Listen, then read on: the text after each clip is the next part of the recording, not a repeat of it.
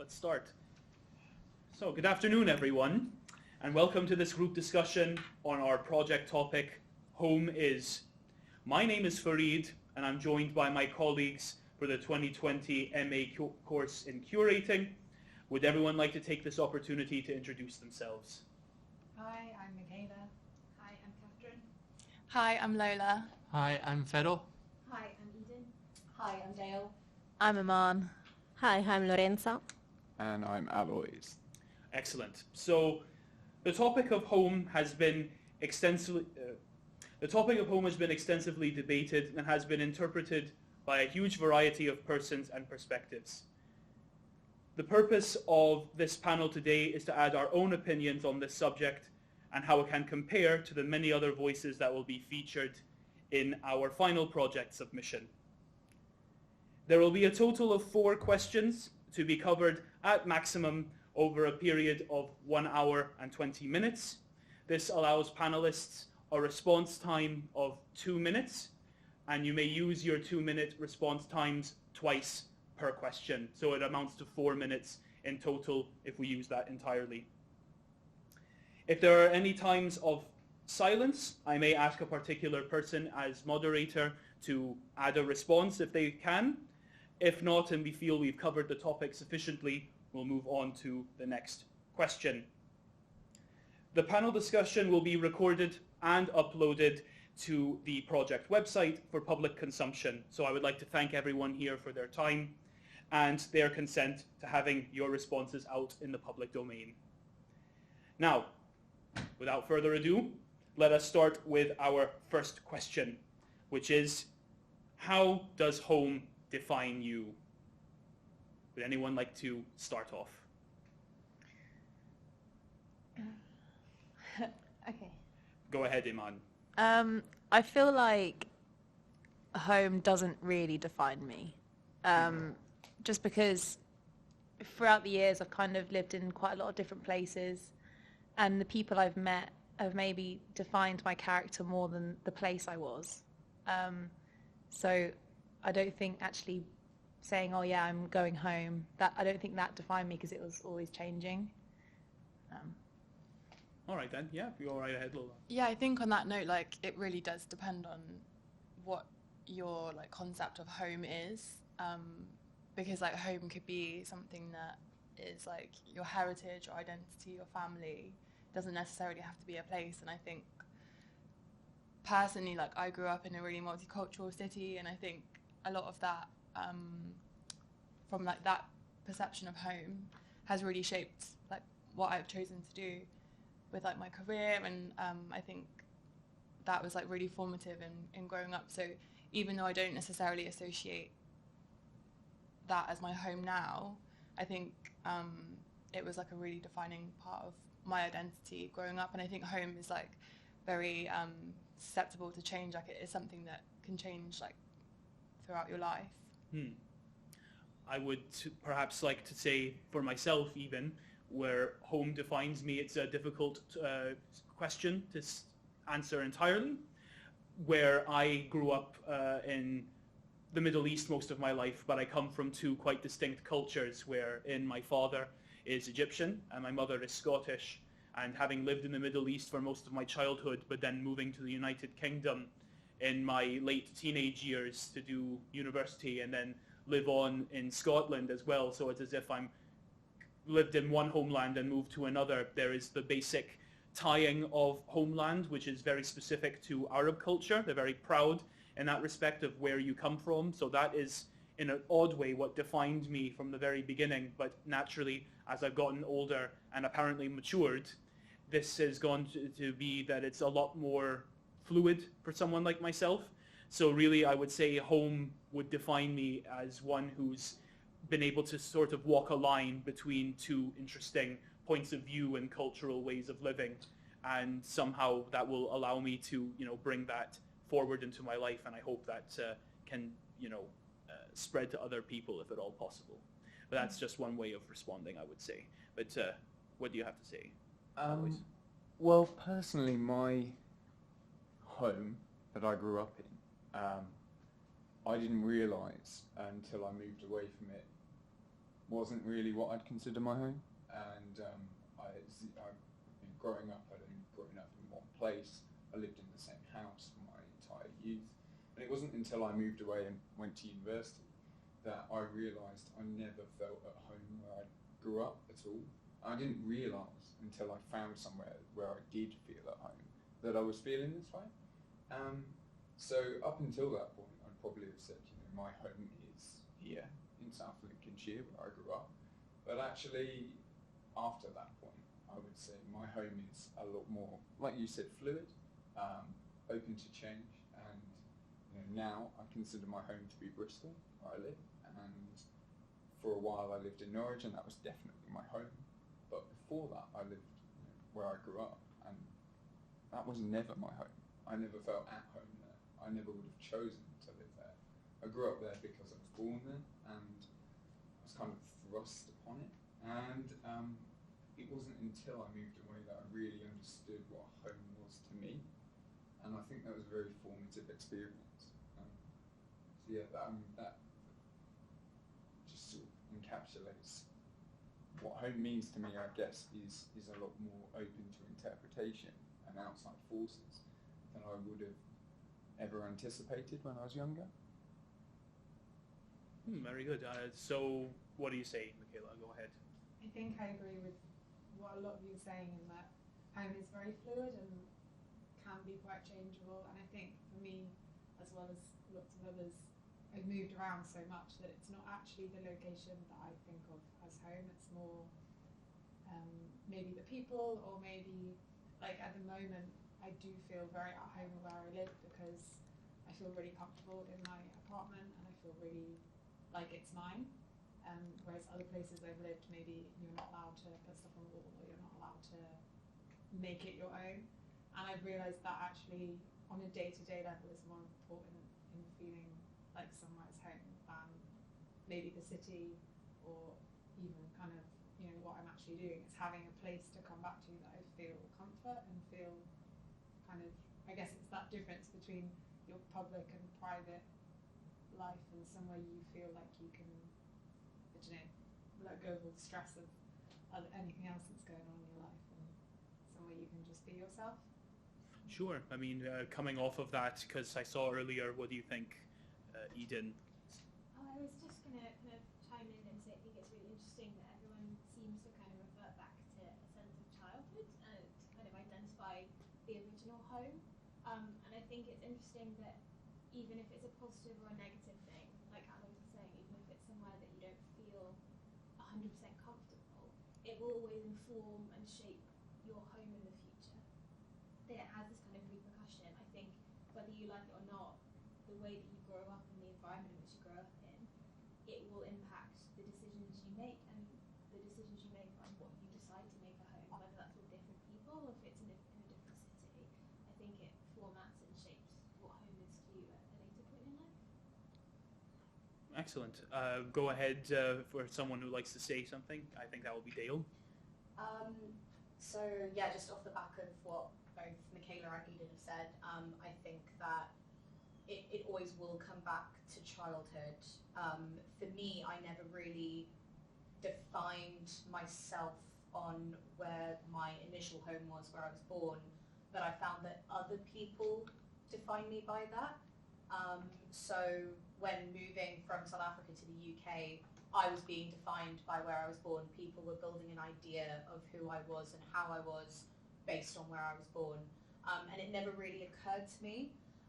So I found that I always had to kind of defend where I was from and defend who I was to a certain extent.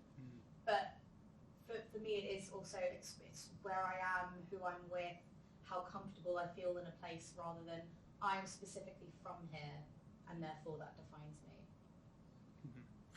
I think I saw earlier from yourself, Lorenza. What do you say? Yeah, I agree, because when you move to another place, in my case, I'm Italian, and you always, people ask you, where are you from? So this is what defines you.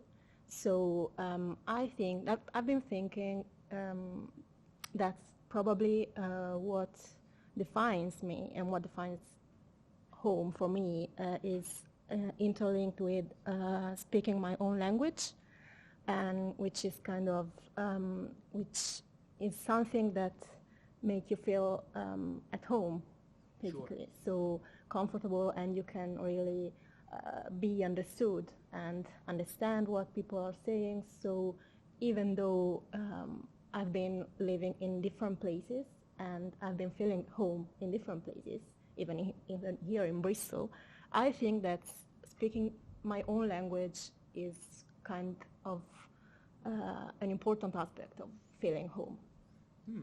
Well, there's a couple of voices, I'm sure, that would like to add extra to the questions. So before we have any extra responses, what do you think, Kat, if I may? Yeah, I just wanted to build on what Lorenza was saying, because I'm a Welsh speaker, and it's such a hard thing to find outside of very specific regions in Wales. So when you find someone who speaks Welsh, or whatever language you speak somewhere else, it's like that taste of home. So I went to university in Plymouth, and if I ever met another Welsh speaker on a night out, we'd be in the corner chatting all evening, because it was sort of that sense of comfort for us. So I've got to agree with you that sort of taste of your culture somewhere else brings that bit of home to you. And I'm sure Iman would like to add something extra. What do you say? Yeah, I just wanted to add on what Lorenza was saying as well. When people ask you where you're from, and like having a name like Iman, especially like my family at the minute living in sort of in like near Bournemouth, and it's I get asked a lot, especially working at a pub, like, where are you from? And I'll say, I'm from England. You know, I was born in England. They're like, yeah, but where are you from? And it's like, well, you know, without going into my whole family like lineup and my whole family tree, I have to kind of prove to them that I was born in England, and like, what does that mean to them? Like, why do they assume that I'm not? Is it my name? Is it the colour of my skin? And you know, it's quite a difficult conversation, because obviously that's quite private and it's quite personal, and maybe I don't even know particularly where my family are from, and so to have that question asked constantly is, you know, it's interesting to be around, but it's also kind of annoying. But you can see why other people might, you know, why home for them is so important, because they've always been there, you know, especially if they're like regulars at a pub, they never leave. That's great. And for the interests of the completion of the group, how about Fedor over there? Well, for me, home defines me by its very absence, because home for me is a place that doesn't exist anymore. It's Yugoslavia. And that country used to exist. I also feel tied into the values behind that country, which is brotherhood and unity, death to fascism, freedom to the people. Now, for some people, there's also a negative association with those times, because that was effectively a communist dictatorship. You know, people who held, let's say, disagreeable opinions with the communist leadership, they were sent to places, political prisons and so on, and I appreciate that there is a negativity associated with that. But today, in modern day Serbia, media freedoms are worse. So for me, going back to home is going back to a place that doesn't really exist, but I don't remember personally, but I can only hold in memory of my parents. Man, you say you constantly asked where are you from? And it's interesting you bring up your relationship with England. I've grown up my whole life in the United Kingdom, in Wales, but I don't feel any loyalty or relationship to this country whatsoever. It sounds quite dark to admit it, but that's how I feel. Well, that's a good. We're bringing a whole wealth of voices here, but Lola, you know, you seemed you wanted to add something extra. So. I was actually going to say something similar to expand on what Fedor has just said, but I think whenever anybody asks me where I'm from, the first thing that I think of is never a country. I never would think UK or Britain, or I always think of a city. And the only time that I've ever considered a country to be my home is when I've been living abroad. But I always thought it was like a generational thing where like perhaps like older generations would consider their home to be a country, and I don't know if that comes from like the post-war like generation or something, but I've just never considered my home to be a country. I don't know if maybe that's because like I feel like I have some kind of like choice in the city that I get to live in, or I don't know, my family had some kind of say in like where they settled, whereas I just happened to be born in the UK. But I think it's really interesting that like there's such a generational difference. For example, like my nan's generation, like they're all very patriotic and they're very like strongly think of like England or like the UK as their home, whereas that's never really resonated with me. I've always felt much more of an affinity with like the cities that I've lived in rather than the countries.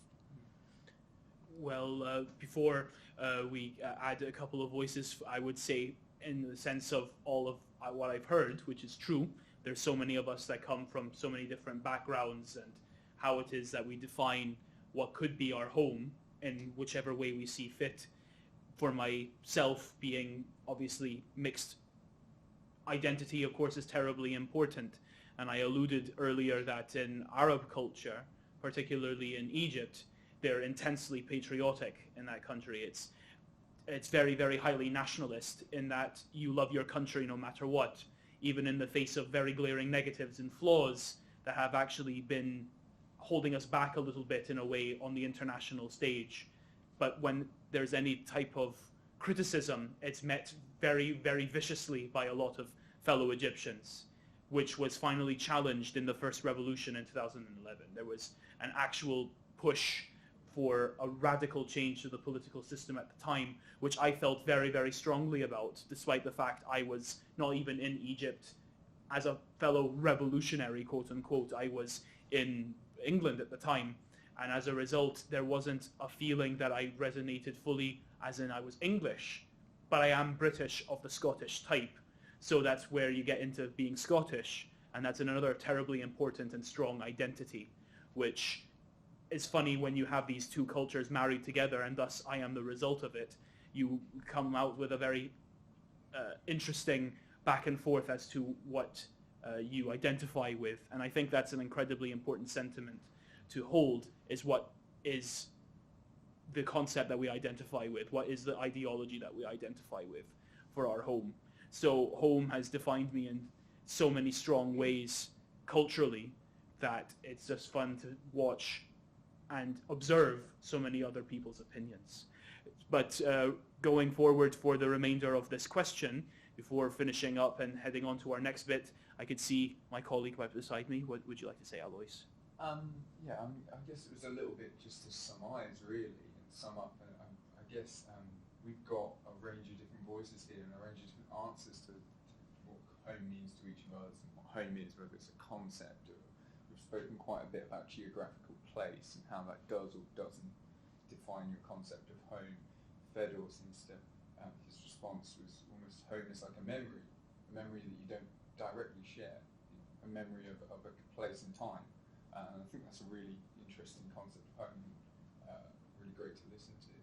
Various people got cultural heritage tied to home being a city from Lola, home being part of the country from various other people, or home being wherever you lay your hat, almost like Dale was saying. So yeah, it's just really interesting to see the diverse responses for home, and yeah, I think that's what I wanted to say. Excellent. I would say now for the final wrap-up coming for this part of the discussion, we could say that there was a hand up on the side of the room, if Iman would like to make any closing statements at this point. I feel like this isn't a closing statement at all, and it will try and keep the conversation open, but I was just linking back to what Fedor was saying earlier about, feeling quite separate from England as a whole. And like I was thinking, that maybe I might not feel so separated, because I do massively agree. Like I feel like I don't have any loyalties to England at all, even though I've spent the majority of my life here. And I wonder if it's because of how many people have said to me, where are you from, that's disjointed me from actually feeling like I'm from here.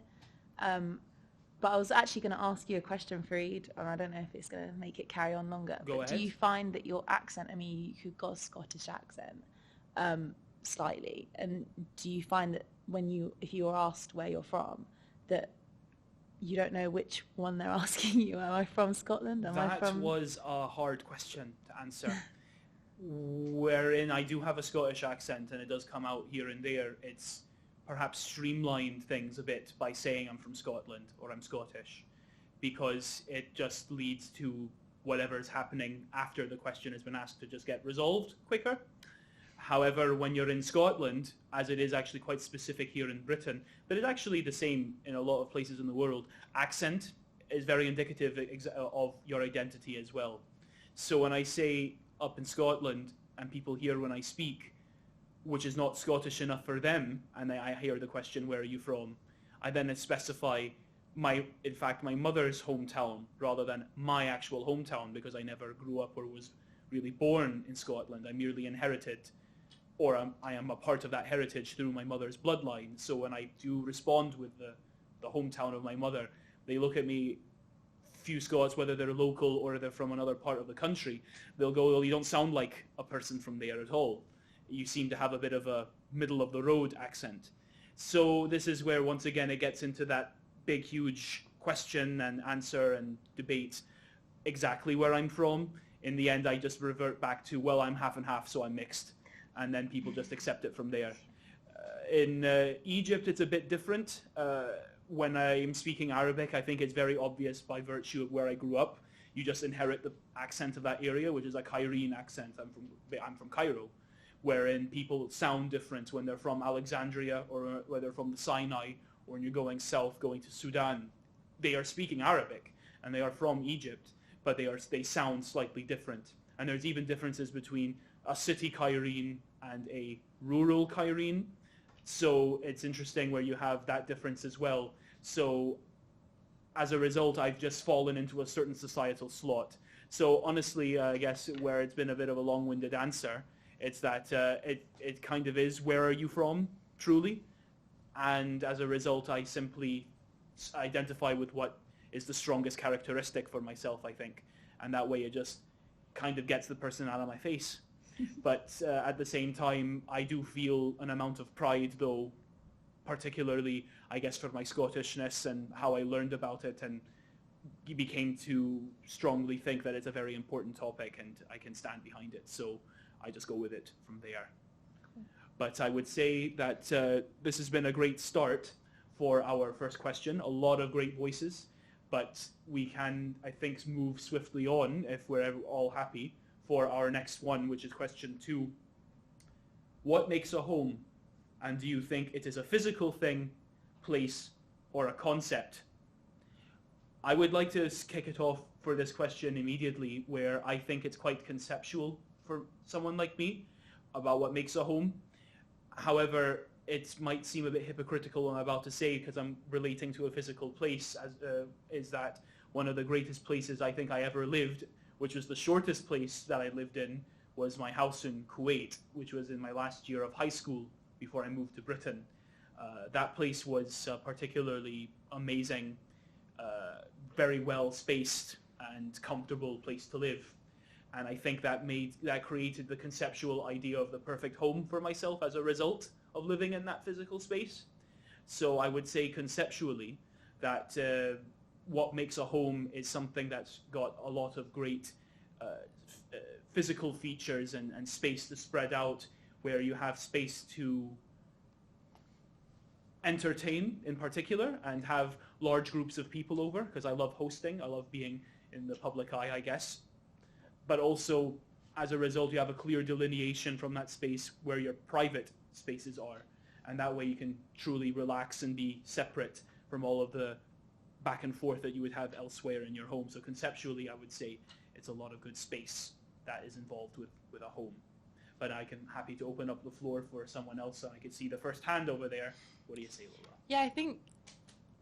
I definitely think you can have more than one home, and I think you can experience it on so many different levels. Like, for me, like, my house that I grew up in is my home, but it's in a city that I don't necessarily think of as home, but then at one point it was my home. And I think, it can be people, like, you know, being somewhere where you have friends, like where your family are. I think you can definitely experience home on more than one level. And I think, as Fareed was saying, an actual physical space, like there's no reason why that can't be seen as a home as well. Like, I don't know, I think it can work on a lot of levels. And you can definitely have more than one home, or like more than one conceptualization of what home means. Mm-hmm. Well, yep, so there's a lot of people itching to answer, but I would say from one of the first I saw, if Iman, if you'd like to give it a try. I have a lot of stuff. A lot of stuff, which I seem to accumulate over places that I move to, and then my stuff become my home, because wherever I am, I'll then put it all in its rightful place in the new space. And that stuff for me is home, and I take it with me. So I think that it's objects, I guess. But then home is where my family is. Right, so to that same question that we covered earlier, Michaela, I think you would like to say. I kind of agree with the man. So when I was thinking about this question, I've lived in 2 different flats in Bristol, and I lived in one for like a year and a bit, and the one I'm in now I've only been in kind of since the summer, so maybe like 5-6 months. But the one I'm in now feels so much more like home, and did so very, very quickly because I was allowed to put my stuff up everywhere. I was allowed to hang artwork up, paint.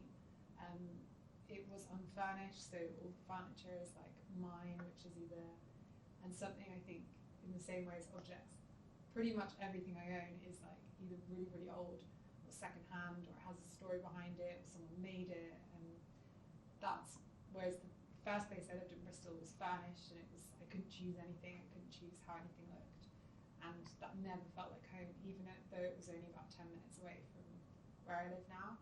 So I agree that it's kind of the stuff, and almost like the stories behind the stuff, and the memories that, and the people that kind of, no matter where you are in the world, I think things will remind you of different people in different times, and to me that's very much what home makes me feel at home and more comfortable somewhere.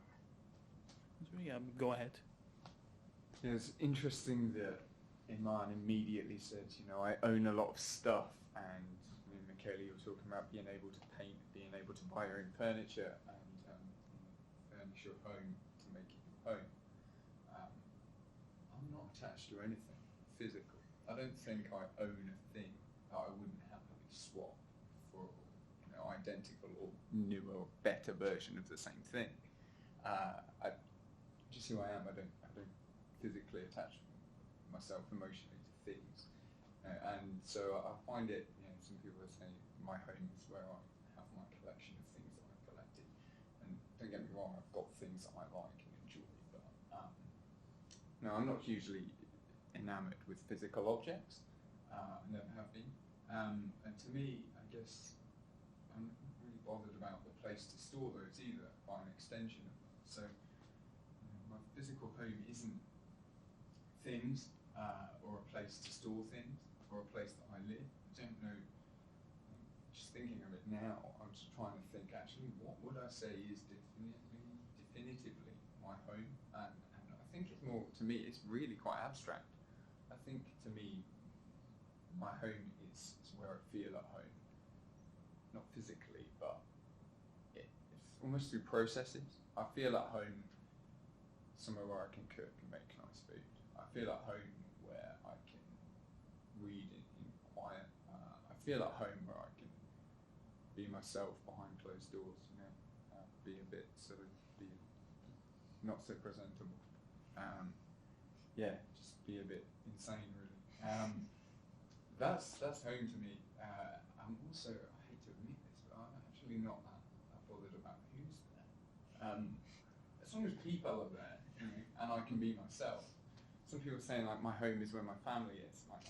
I love my family. They'll always be my family, but they'll always be where they are. And I can go back there and see them. I don't need to be with them to feel like they're home, and I don't go back there to say I'm visiting home. It's not my home, it's their home. So I guess for me it's just it's definitely just a way of a life is home to me.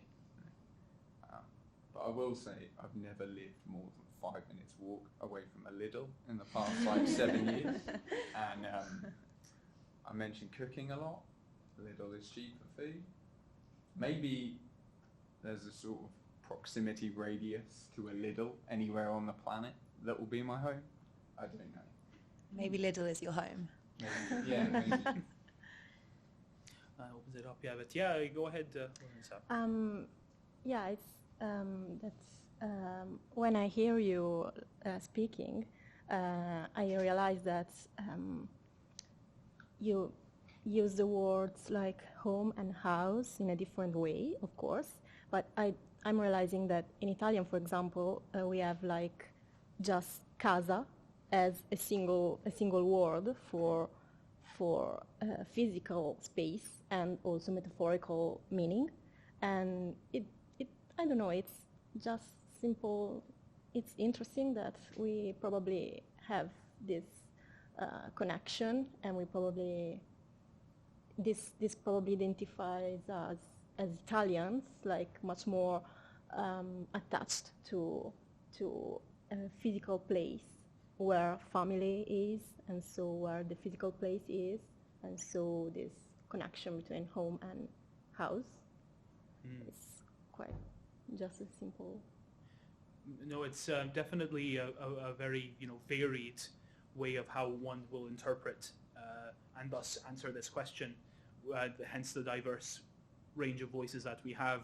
I guess I've always been, for myself, just been in a lot of places over many years. But responding when at the beginning was there's the concept of an actual home is where not only is there a chance to be able to have your own time and space and quiet, but also intersperse it with great moments of hosting and people being around. So it's a really majorly half and half sort of prospect that I was going for, if at all possible. Of course, we can always ask for the ideal. But if anyone would like to throw in a voice, if you'd like, Dale, you can take it away. Yeah, well, just to kind of go off the back of what Aloys was saying, I definitely associate home with the space that I'm comfortable in, my own space. So whether it's, it's a flat that I've lived in for the last nearly 4 years, but I feel like it is my home, and to have to leave it I think I would feel quite sad about that fact, leaving this physical place. But then I also do think that humans adjust, and I think that everyone has a concept of home, and I think you can put that in whatever place you're in, even if you don't particularly like the town or the specific house or flat you're in, you will find a way to make it your own. And I've always thought that it was the people that I surround myself with, I tend to view them as kind of, family by proxy, a family that I've built for myself. They make me feel like that space is my home, or that city is my home, as they've done with Bristol. But then in saying that, I've got a stuffed toy that I've had since I was 2 years old, and as long as that bunny is with me, that is my home. Everywhere I've moved, as long as she's there, that's where I live, that's where I stay. Yeah. What's her name? Her name's Bunny. As a very imaginative 2-year-old. She's lost her cottontail. Everyone thinks she's a dog. She's not a dog. She's a bunny. She has a dress. I mean, Lola, what do you think? Yeah. Yeah, I think kind of expand on Dale's point. I think moving away to university was like a really defining point in like my sort of feeling of what a home was, because I think for the first like few years I sort of felt like I was living in limbo, because I wasn't really living at home, but I hadn't really moved out either, and I kind of never like fully settled in a city, because I knew that it was kind of temporary, and I just never really felt settled. And it was only in like the last year of uni that I thought like I need to actually commit to like living somewhere, like I need to make this my home, because otherwise I'm constantly just going to feel like, because even now like I don't know if I'm going to be staying in Bristol forever, like I don't know where I'm going to be going next, and I think before I sort of had the attitude that for that reason like I wasn't going to make myself feel settled in a city.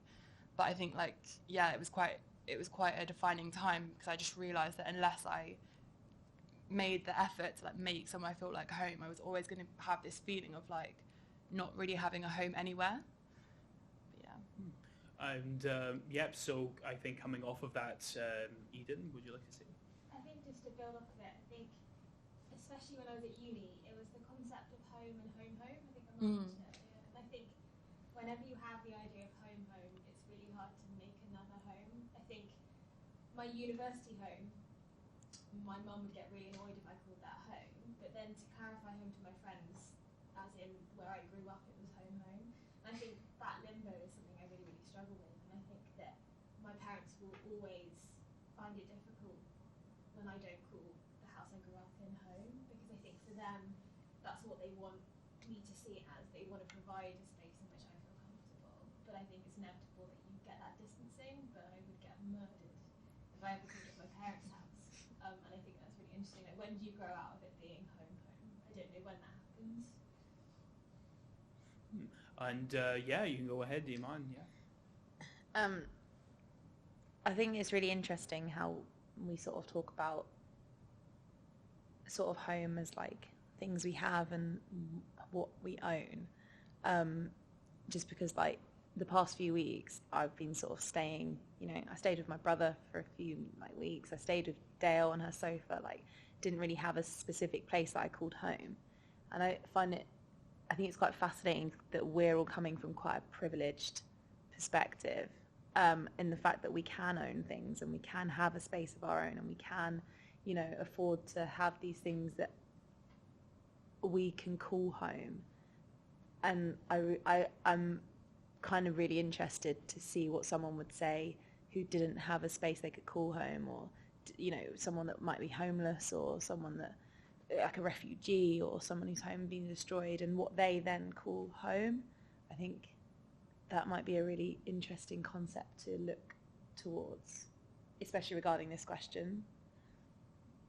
Indeed, that could be one that can be heard from the other voices that we eventually come across throughout the course of this project, and finally uploading it and letting it being seen by the world, or at least this small world here in Bristol first. But I guess in the interests for the entirety of the group, I guess I'll have to use my moderator powers now to be picking on someone, unfortunately. But if unless there's already a volunteer, so Fedor, go right ahead. You say. I'll quote Roger Ebert, the American film critic, on the film Another Year, brilliant film. He said that it's effectively a film about home, and home is wherever you are welcome. So whenever you're at your lowest, at your worst, home is where you can go back to, and you will be welcome no matter what state you're in. That's my take on it. I think it's a really interesting way of looking at it, and probably quite an insightful one. And I guess for such a thing as for yourself, Kat, do you believe that home has got a conceptual meaning or a physical meaning for yourself? How do you feel about it? Yeah, I sort of agree with everything that the group's been saying, really, in that it's more conceptual over physical, and that it's sort of a combination of a lot of factors like things and people, but also everyone seems to be agreeing that lack of constrictions is what makes a home, because you can be yourself and you can be comfortable. You can walk to Lidl's within 5 minutes.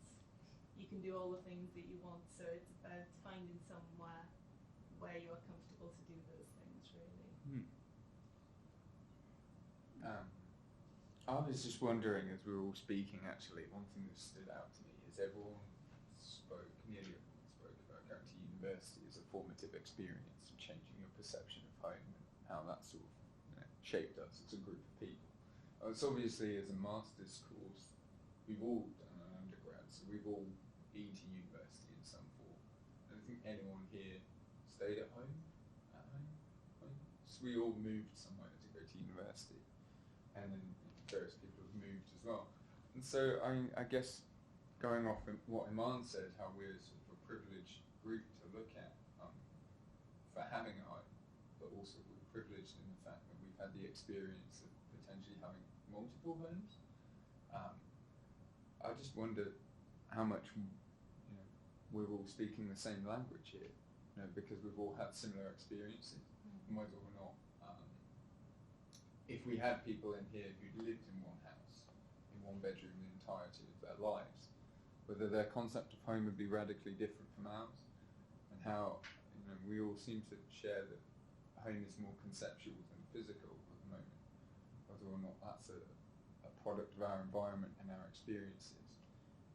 Obviously it's not something we can answer, I don't think, but it's just something that occurred to me.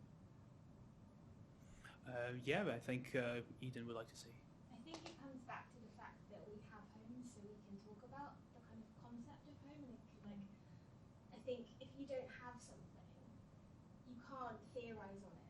Like with money, if you don't have money, you can't think about what money might do to you. You just need to get money. And I think for someone who doesn't have a home, I don't think the concepts that we've talked about are really relevant. It's about ways to facilitate having somewhere that's sheltering you, that's somewhere that's warm. We're incredibly privileged to be able to have the opportunity to reflect on what home might mean to us in a more conceptual way, but the bare bones of it is, if you don't have one, that's irrelevant. So I think that's the privilege. I think we are really fortunate to have homes as lots of people who don't. So yes, I think it massively plays into the fact that we're university educated. We are very privileged as a group, but I think the fact we've acknowledged that is really important. Excellent, excellent. We've really once again covered the gamut very, very well, and it really is a major topic that we are covering, so this is something that could go on for a very long time. However, I think at this point, where everyone feels comfortable, again, they can come on to this next question, which is probably quite topical for the time period that we live in. Maybe even you can class it as a millennial question, if at all possible, but we find it as, how does technology impact your idea of the home? And what do you got to say for that, Aloys? So I really want to kick this one off. I had some thoughts when we were thinking about the concept of home originally, and how we're all digital natives, we're all millennials, suppose, whatever that means. And we all have access to the internet in some form, and digital technologies, and we have the internet in our homes.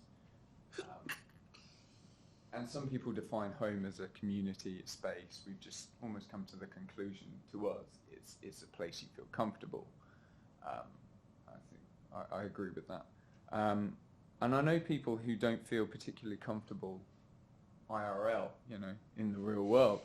And those people have always found online communities or digital communities to make themselves feel at home. And so I wonder, you know, with the rise, we've got, you know, the rise of technology, we have children playing on iPads, and you know, we all have the internet in our homes. There's massive popularity for things like Minecraft, where players can build their own home, and many people here have probably played The Sims or something equivalent. And even in, you know, RPG games, you get like player homes, and it just made me wonder whether or not digital technology can provide someone with a new home, or a secondary home, or a home away from home, or a home that feels more at home than the real world. I personally haven't experienced it. I feel quite happy in the real world, but that, again, is probably another privilege. I don't know. Well, perhaps building off of that, where I can come from a totally different side of the spectrum, where most of us, I would think, have lived in an interesting time period where we've seen the increasing availability and sort of ease of technology, where perhaps, for example, when I was growing up, I remember the old box computer that I had for many, many years before finally moving on to flat screen, and then the idea of the PlayStation and playing consoles, and what it means when you open that up to more internet and interconnectivity possibilities. In the face of all that, I think I'm from the other side of the spectrum. I'm still a bit of a technological barbarian, in that I'm way too used to just having a phone that has access to YouTube. I'm fine with my computer that has access to my games, which requires the internet, and that's really about it. There have been elements of how that has impacted my idea of home, yes, in times of using that technology, but I feel it, for myself, it hasn't taken away from what I want to achieve or feel complete in a physical aspect in IRL, in the real world. So it's to say that technology impacts home for me as an extra convenience, but for sure, I when the time comes, if there's personal space as an ideal for myself, yeah, I love Alexa. That would be great, because it's just fun to ask her to change the temperature of my AC, for example, because that's just a convenience, though. However, this is a multifaceted topic, so for an extra voice to add, how about Michaela over here? What do you say? Kind of following on from what Aloys was saying about games, I watched a YouTube video. It's a bit embarrassing. I watched this, but it was this. I think she was an 84-year-old woman, and her grandson was filming her, and she had like a Nintendo thing, and she was playing the Animal Crossing game. I didn't know that game, but it's like where you are an animal and you make like an island and you can make things. But she'd been playing that game for about 4 years every single day, and she'd made this like amazing island, and her grandson was trying to get her to kind of talk about, you know, what other games she liked, but all she wanted to do was show the camera like, well, this is a tree I planted, and this is how I decorated my house, and this is my friend who moved in. And it was like she took such ownership of that, and it was just really sweet. But she played it so much, and in the bank she had like $60 million or something. But like that was obviously a really big part of her life, and something that she really identified with. I had never played that, but it made me want to play it. Sorry to interject, but do you think if she was asked, she would describe that as a home? Well, she kept talking about it, and it was really sweet as well, because she'd say like, oh, we live here and we built this and we did that, as if like her friends in there were her friends, and not like, oh, I'm playing this game and I've done that. So it really did feel like that was kind of a big part. And she was really old. It's not like she could actually go out and plant trees in real life. So it was really sweet to watch. Well, what do you think, Lola? Yeah, I was thinking when Aloys was speaking, going back to the idea of like online communities and sort of how technology like facilitates these communities, and the question of how this sort of generational difference and how like younger generations are becoming less patriotic. And I think that is potentially a reason, you know, like the internet means that we're part of such a broader global community, whereas before we had the internet, I think it would have been a lot more sort of isolating, especially in like an island like the UK. You're really sort of cut off from the wider global community. So maybe that's like feeds into the reason that we're sort of, I think we can all kind of agree that like our generation doesn't necessarily associate with a country so much as perhaps older generations. Perhaps so. Perhaps so. Perhaps. But for Dale, you seem to have. Well, yeah, it was just, you know, there's a lot of talk of online communities, and they do serve a really positive purpose if, you know, there are people who don't leave the house very often because of their age or health or mental health. They can find solace in an online group and kind of find their own people and build their own virtual home, whether that be a literal virtual home they create on a game or just a community that they're part of some kind of thread. But I also think that on the topic of kind of patriotism, that technology has been quite dangerous for that concept of home, because as you do get more technologically advanced and you get, you know, Facebook coming up, Twitter, you get very, very hateful right-wing groups who associate themselves specifically with a country and use these pages and these groups to berate other people for not falling in line, or berate other people from other nations, people who are from Britain, but you know they don't match up with their idea of what a British person should be. So I think that kind of, it makes them feel more at home because they're having their own opinions and sort of push back at them, as you do when you build your own little online sphere. But I also think that would then, in effect, make other people feel less at home in that country when they see pages like this with however many hundreds of thousands of followers or likes, that maybe they wouldn't feel entirely at home, and that could completely warp their opinion of what they previously thought of as home. Well, then to simply reiterate, which is a lot of good points to which there is an existence of these groups, communities, whether for good or ill, and yet to bring it back a tiny bit before we enter into bigger spheres of debate, where how can it impact yourself, let's say. There is the existence of these groups, the existence of these particular games that we can all take part in and enjoy or not, and yet that can impact the way we truly live ourselves, and that means it builds or detracts from what we think as home. So in that vein, let's say, Iman, what do you think? So I think like gaming and making this virtual world is very similar to having your personality on social media. And I think there is this whole idea of, presence, and what does it mean to be present somewhere, like you have, like, for example, you could be present in a room. I could be sat here right now, but if I'm on my phone and I'm messaging someone, where am I really present? I'm in that conversation. I'm not actually looking at you or talking to you. And I think, is it Hito Steril? I think she's an artist, and she did a talk about this, and it's really interesting. And this idea of your place in the world and your presence in society and your physical versus mental presence is becoming more and more, separate from each other.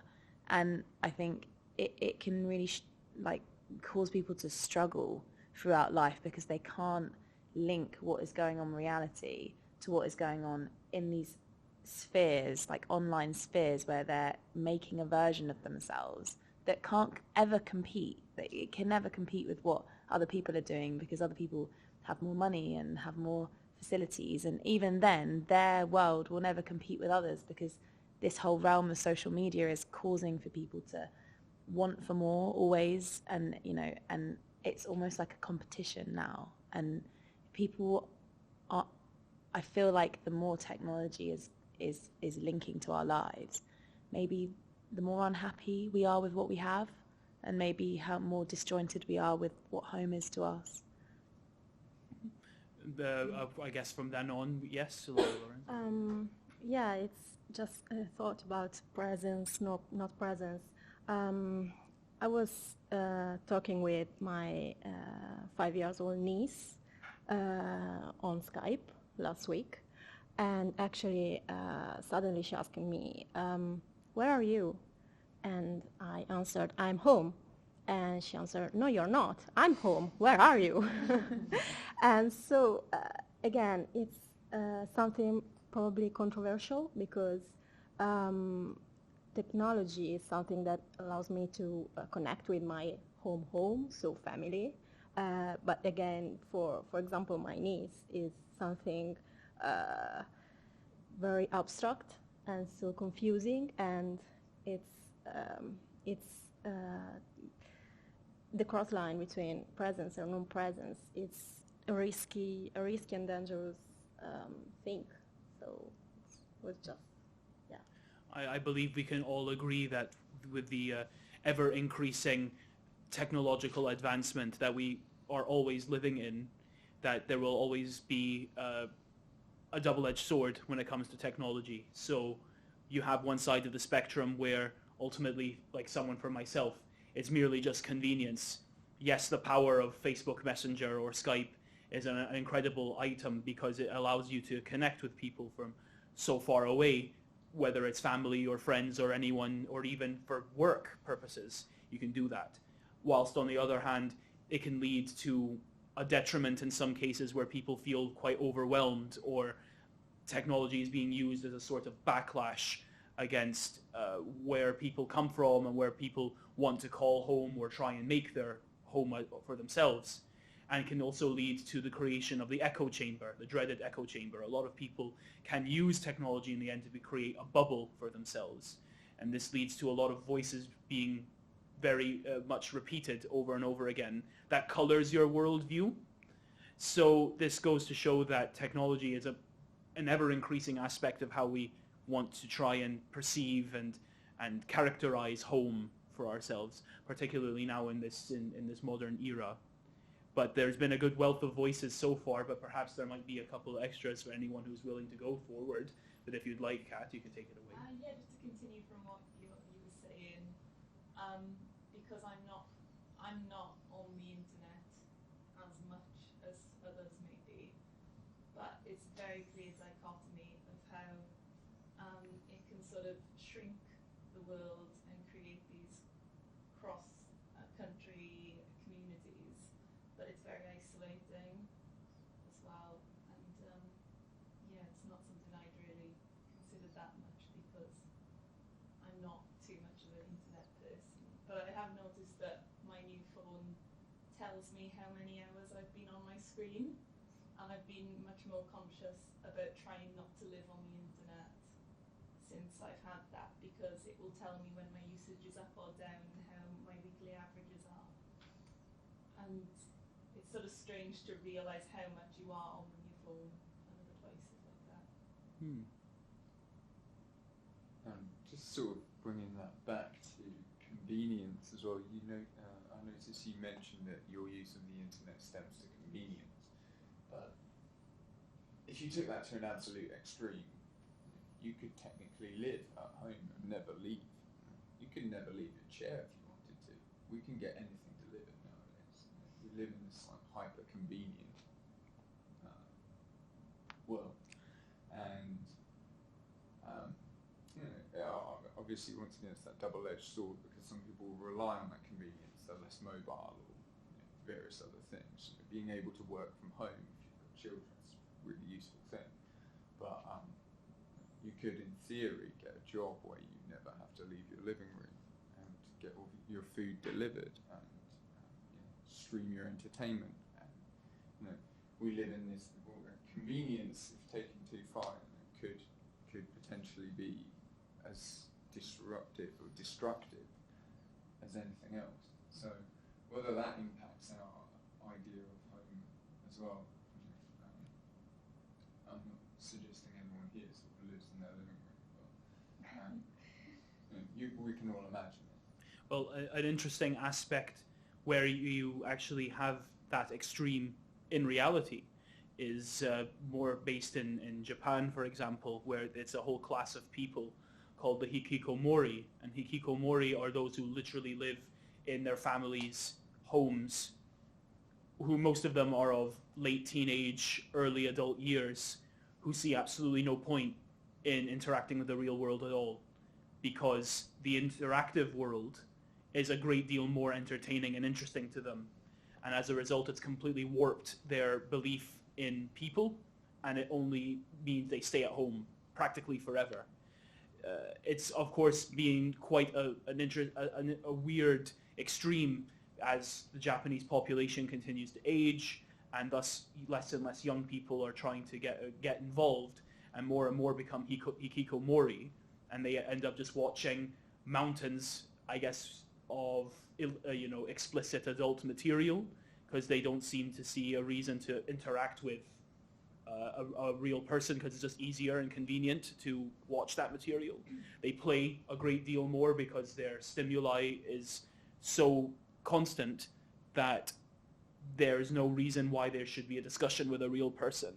And entertainment is so active all the time that it's just very, very fun for them, and thus the mental stimulation just keeps going. So there is an extreme that does exist. So you can call that even the dark edge of technology, which is a shame, but something I believe could be done in moderation as such, which does impact, once again, where people live and what that can mean for their home.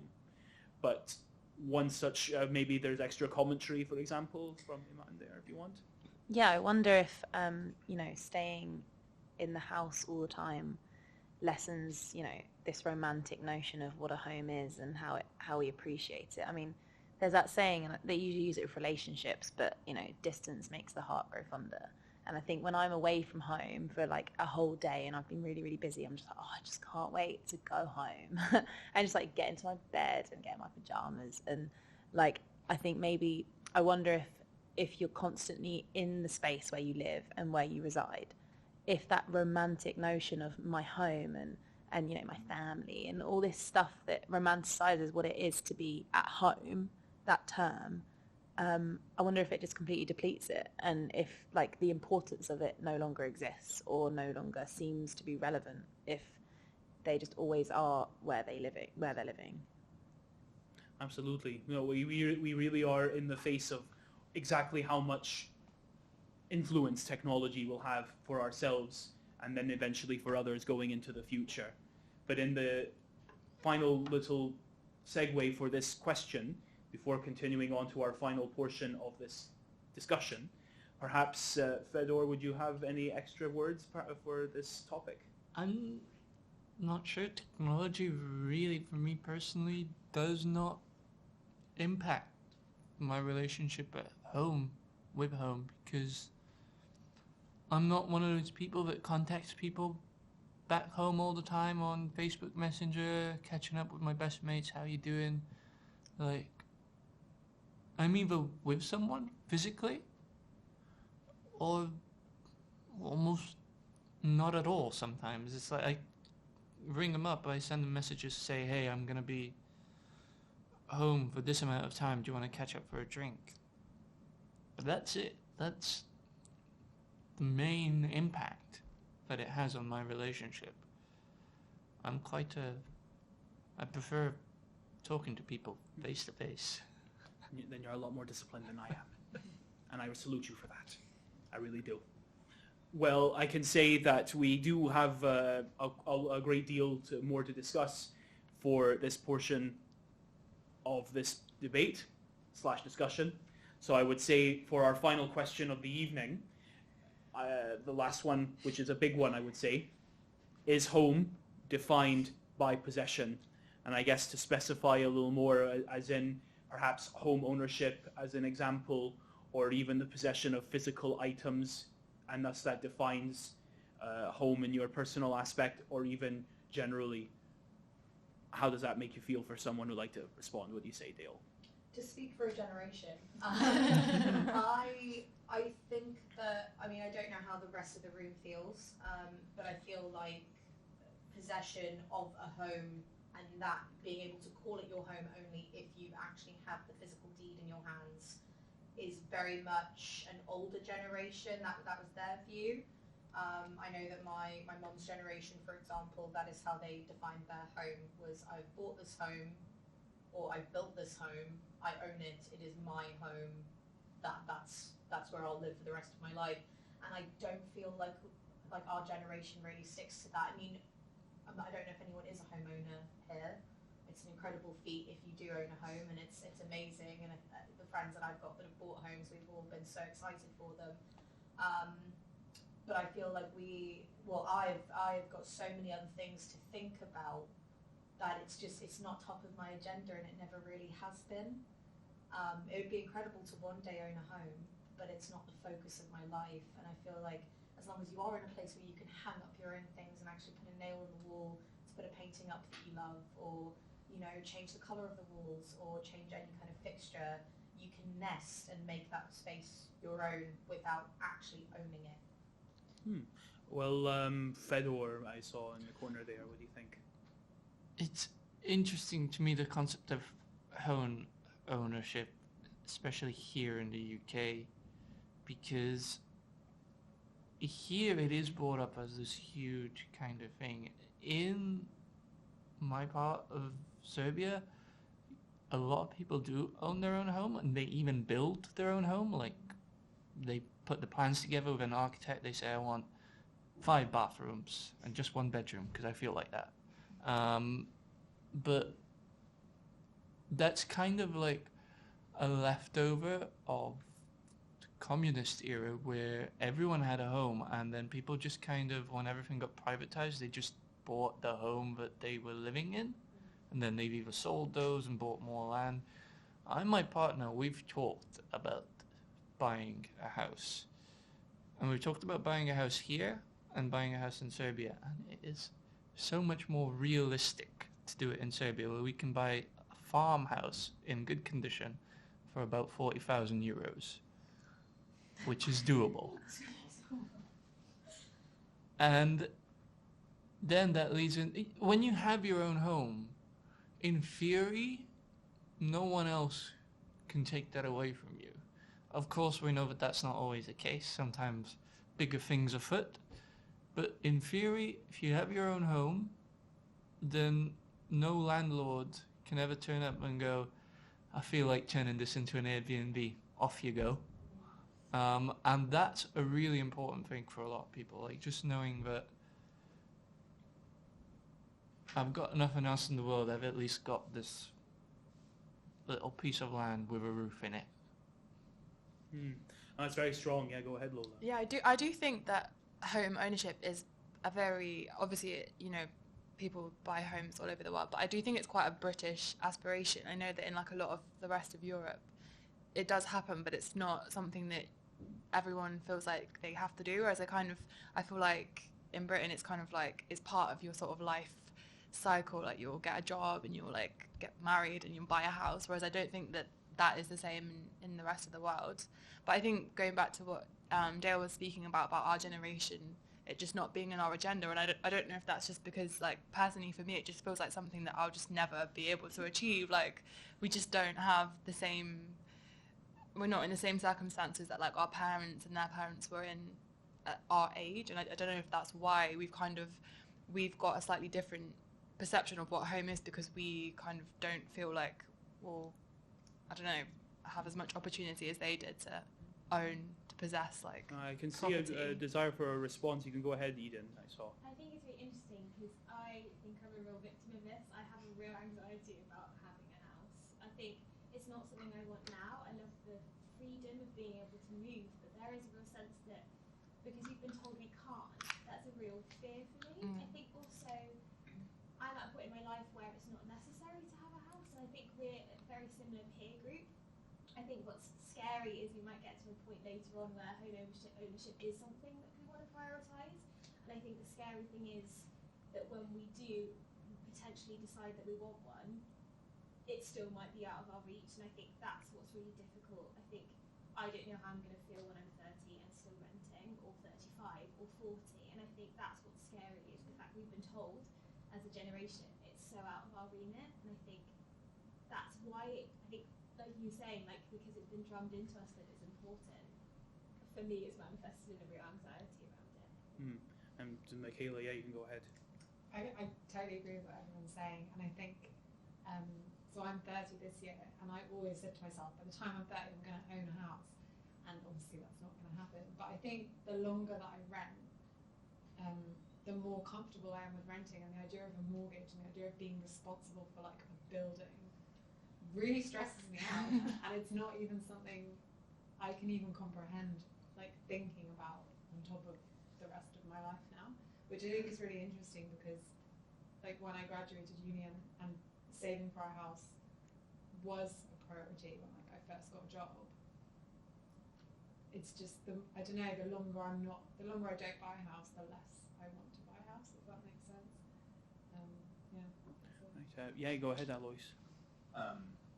I was going to say pretty much a very similar thing. I'm almost close to 30 as well, and 30 seems to be that like sort of arbitrary milestone that we all set in our heads for home ownership. Once again, cultural thing, probably unique to this country, I don't know. And my sister is around 30. She's 30 next year, and she's just bought her first home.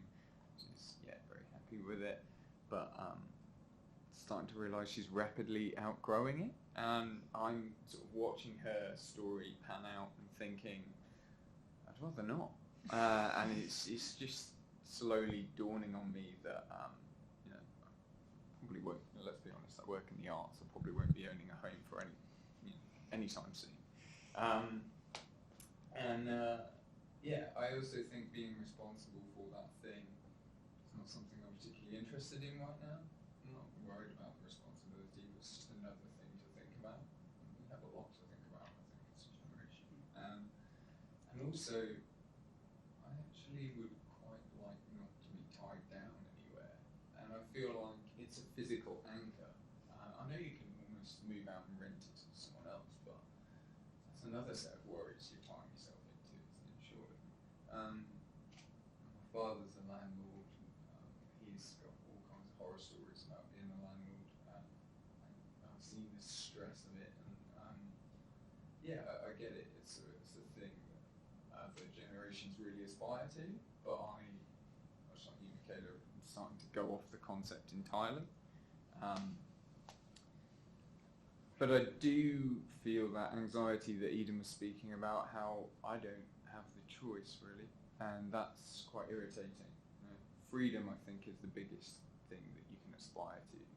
So I don't want to be tied down to a physical place. I want to be free to choose where I live, but I also want to be free to choose. And I think as a generation, largely, we don't want to be tied down, so we want that freedom, but we're also robbed of that freedom to choose by circumstance. I'm not going to get all Karl Marx about it. Start waving a red flag and demanding an upset of the situation, but it's something to think about. And I saw your hand, Lorenza. Yeah, What do you think? actually, I've already turned 30, so I feel the anxiety. But then I realized that my priorities are probably different, because now I know it's a sensitive issue, but because of Brexit, I'm not an UK citizen, so probably my priority is where I'm gonna stay and not whether or not buying a house or renting a house. So yeah, it's again, I'd like to be in somewhere where I can feel home, and I go back to what Fedor said before about the welcome quotation, and people ask me, do you feel home in Bristol or something similar, even with Brexit? And actually, yes, I feel home in Bristol because I feel welcome. So even if Brexit is happening, I think that the important thing is not really possession, but where you have the chance to live. So, yeah. I guess in the face of so many responses, I would say for myself, I guess of course a matter of personal opinion, wherein I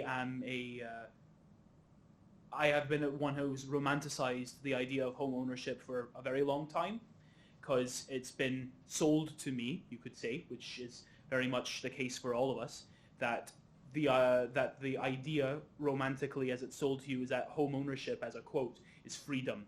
You know, you're truly free because you have settled on your own land, quote unquote, and have your own four walls and a roof, whether that meant you purchased it or had it built, like you would, for example, in Serbia, have it built. So I've romantically wished that I could own a home. I never set a particular age range that I would achieve it, but I think for myself, I believe that where the home ownership question comes in, I would very much like to be a part of that club.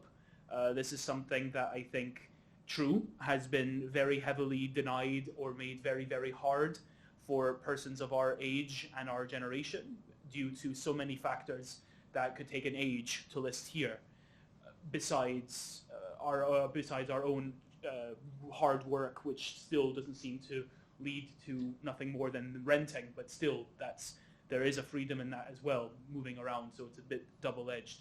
Ultimately, I'm feeling that in possessing something in that way, by having those four walls and a roof, I would know that that's where I am based, and then that base can get me anywhere. So even if that meant that I'm technically tied or even anchored to somewhere, I'm of course not going to chain myself to my living room chair and that's it, I will never leave again. But it's more that I know where all my things will be, I know where a place potentially for a family will be, and can go on from there. But once again, this is something that may change with the times entirely. So hopefully, in regards to could home be defined by possession for someone like myself, it's not entirely defined by it. That's a bit of a strong answer to say that. I would say it really means a whole new level that one can maybe achieve later on after we've completed this degree and this project. we'll see how we feel later on if we're lucky, and perhaps there's going to be some economic boom. But this is, of course, being super optimistic.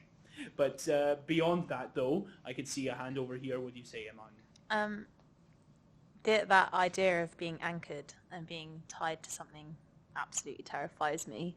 And I honestly just thought of owning something that I was, like Michaela said, responsible for and had to, look after and, perhaps had to live there for longer than like 5 years. How can you ever choose a space that you want to spend that much time in? I just couldn't imagine ever finding somewhere that I'd want that in. And I think even like you say, Eden, that it's giving you anxiety thinking about not having it. The idea that I might one day be pressured into having it, maybe if I, was with someone who wanted that, or, like that's something, I had a child and I had to get a school, and blah, blah. Like, that absolutely terrifies me in life, that is something that I might have to do.